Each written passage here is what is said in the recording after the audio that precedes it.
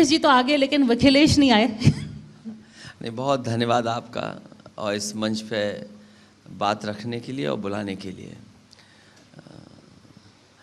परिणाम कुछ और आ गए हैं तो चीज़ें बदल गई हैं उससे। ये मैंने सुना था कि आपका लास्ट लाफ में समझो कि आप ही की हुई, क्योंकि अगर आपने कहा था कि हर स्टेट में परिवर्तन हुआ है, मध्य प्रदेश में नहीं हुआ, और एक वजह है जो आप समझाइए क्यों नहीं हुआ। मैंने ये बात इसलिए कही कि बहुत सारे लोगों को मैंने सुना और उसमें अक्सर ये बात कह रहे थे लोग कि जो भी मतदान हुआ है वो परिवर्तन के लिए हुआ है।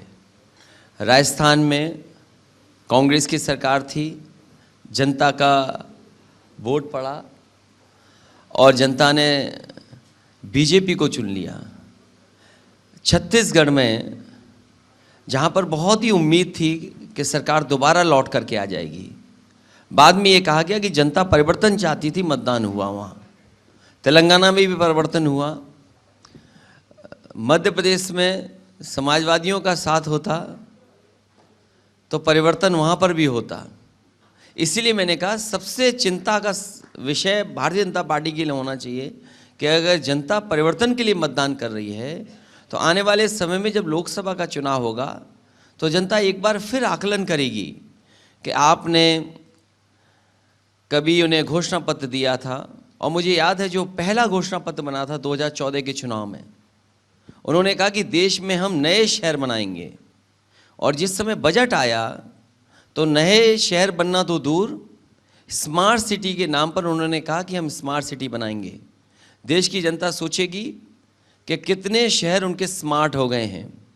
और फिर जब कभी भी परेशानी या संकट आया तो बीजेपी ने अपने मुद्दों से बचने के लिए कभी थाली बजवाई, कभी ताली बजवाई, और अब जगह जगह गारंटी का होर्डिंग लगा हुआ है।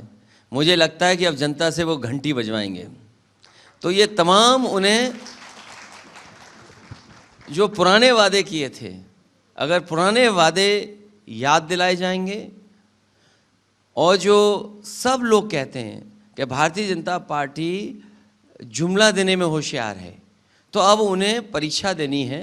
और मुझे लगता है कि बीजेपी के लिए ये चिंता का विषय है कि जब मतदान होगा तो परिवर्तन का होगा, तो इसलिए चिंता का सवाल उनके लिए बड़ा है। अखिलेश जी, आपकी लड़ाई ज़्यादा मोदी जी से है या छोटे मोदी से है? हमारी लड़ाई भारतीय जनता पार्टी को हटाने के लिए है। भारतीय जनता पार्टी हटेगी तो देश बचेगा, लोकतंत्र बचेगा, संविधान बचेगा। और ये जो नए नए नारे दे रहे हैं, आजकल आपने सुना होगा कि कह रहे हैं कि घर घर नल, लेकिन ये बात भूल जाते हैं घर घर बेरोजगार नौजवान बैठा है।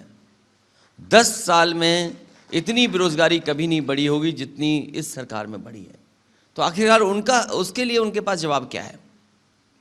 लेकिन आपके हाजिर जवाब तो बहुत अच्छा होता है। असेंबली में आप क्या उनको क्या बोलते हैं, MBBS बोलते हैं, वो आपको कुछ बोलते हैं। तो इस तरह का जो आपका चल रहा है मोमेंटम उनके साथ, तो लगता है कि ही इज़ योर मेन, अगर देखा जाए जो मछली की आंख, तो वो योगी आदित्यनाथ हैं आपके लिए। हमारे लिए नहीं, दिल्ली वालों के लिए भी। अब दिल्ली वालों को सोचना है कि उनकी वजह से वोट उनके खिलाफ पड़ेगा कि यूपी वालों की वजह से उनके खिलाफ वोट पड़ेगा।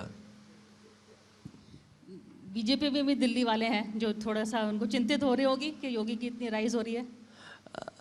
राइज का सवाल नहीं है, सवाल ये कि अगर दिल्ली वाले कोई सपना बड़ा दिखाते हैं तो हमारे उत्तर प्रदेश वाले और बड़ा सपना दिखाने लगते हैं।